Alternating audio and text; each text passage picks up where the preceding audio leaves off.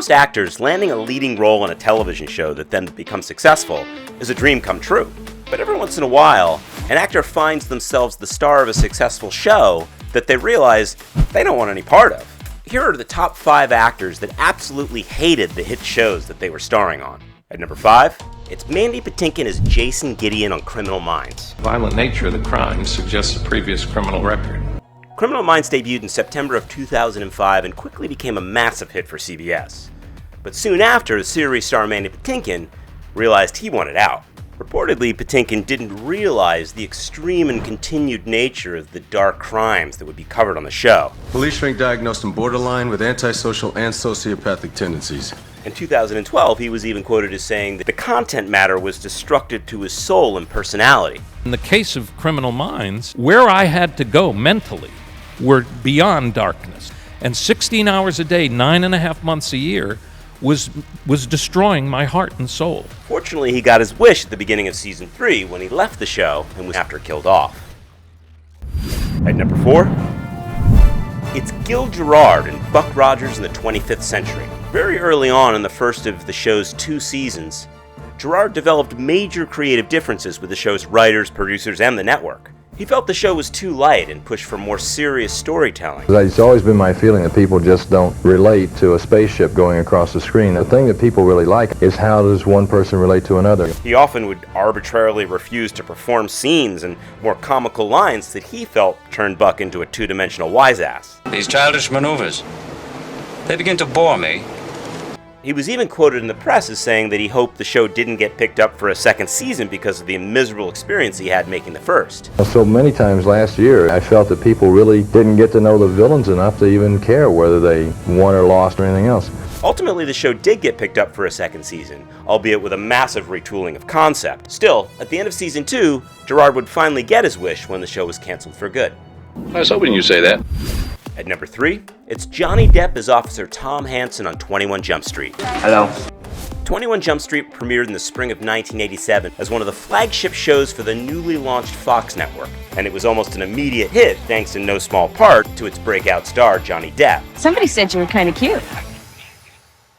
It's a rumor. Almost overnight, Depp went from being an unknown to a massive teen heartthrob. Who thinks Johnny Depp is cute?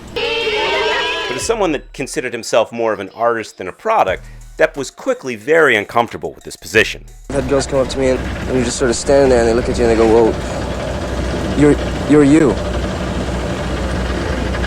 Yeah, I'm me. 20th Century Fox had turned me into some product that I wasn't. Yeah, that tends to spook you out a little.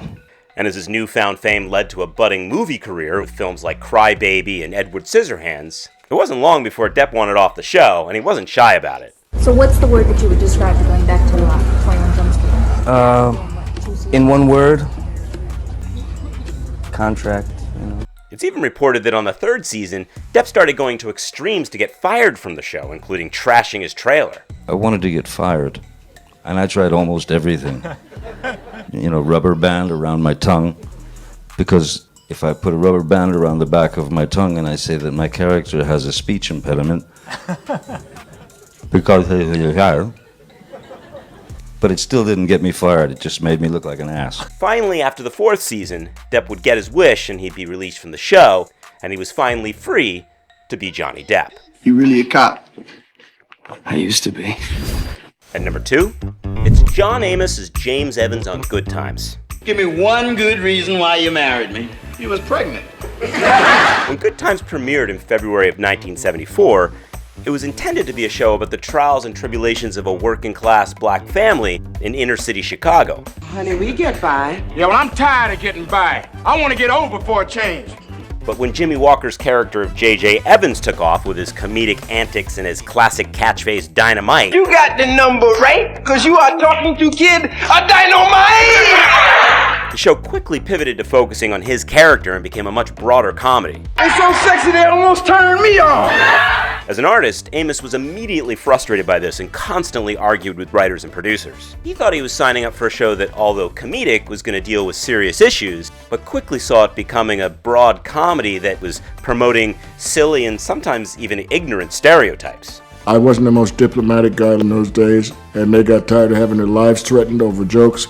Tensions got so high that after the third season, his character was killed off and he was fired from the show. I got the call. We were on hiatus. So Norman got on the phone. He said, Big John. I said, yes, Norman. He said, I've got some good news and some bad news. The good news is we've been picked up for another season. He said, you want the bad news? I said, sure. You won't be with us. And at number 1, it's Robert Reed as Mike Brady in the Brady Bunch. From very early on, Robert Reed found himself in a conflicted and difficult position making the Brady Bunch. On the one hand, he loved the kids and served as a real father figure for them throughout the series' run. No father could be a realer father than Michael Brady. On the other hand, he was a serious actor with an impressive theater background and had already been one of the stars of a well-respected and serious drama called The Defenders in the 60s.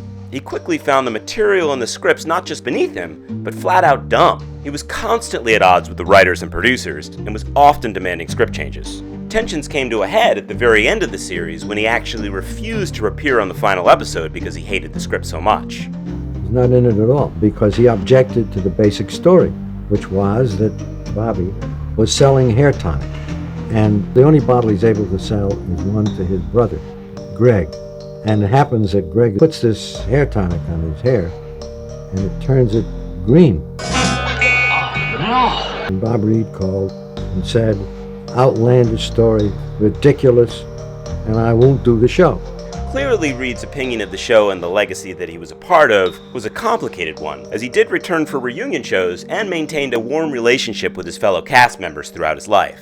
Remember our slogan around here? A wise man forgets his anger Before he lies down to sleep.